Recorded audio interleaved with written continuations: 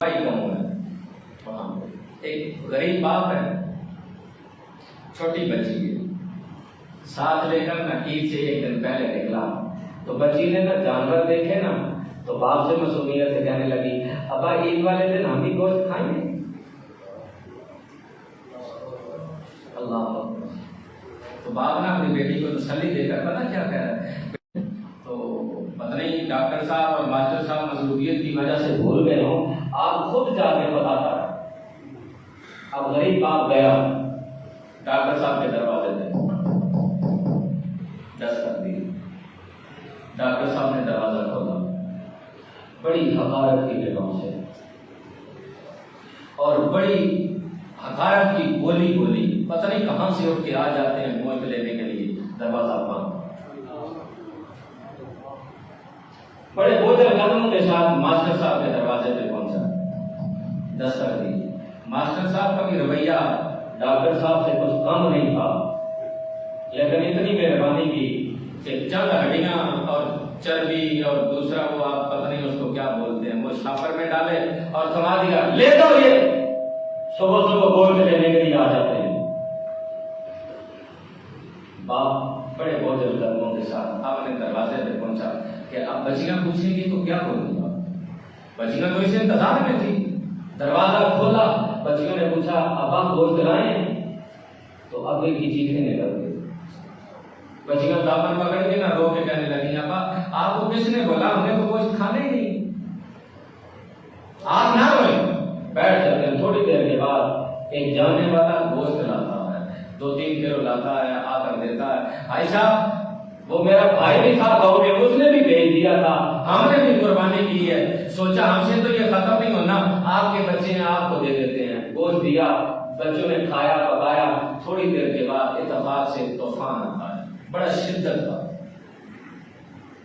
جب طوفان آتا ہے کھمبے بھی گئے، تارے بھی گئے، ٹرانسفارمر بھی گئے۔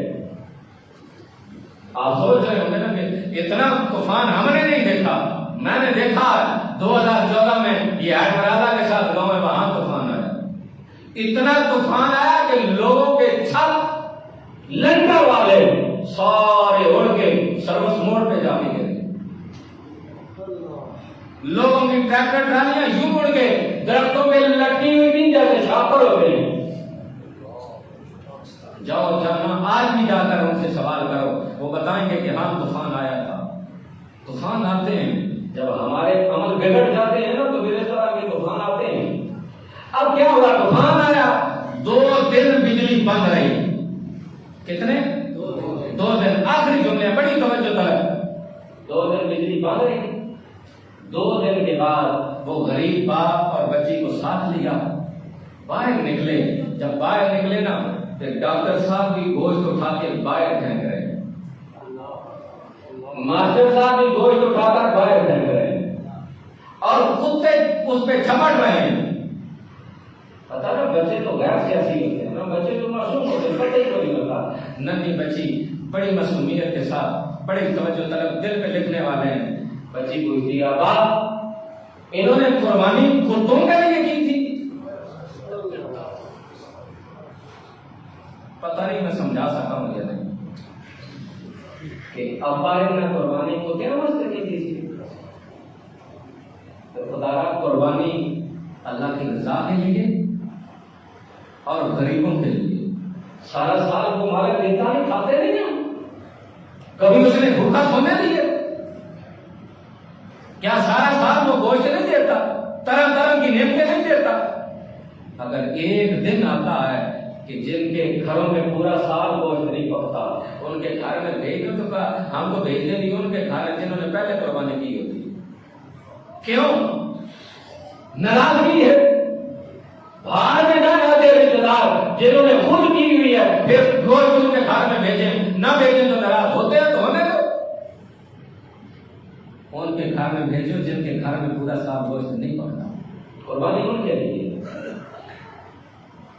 تو اس لیے ایسا عمل عید والے دن نہ کرنا جس سے اللہ بھی ناراض ہو، اس کا رسول بھی ناراض ہو، اور رسول کی امت اور رب کی مخلوق ناراض ہو۔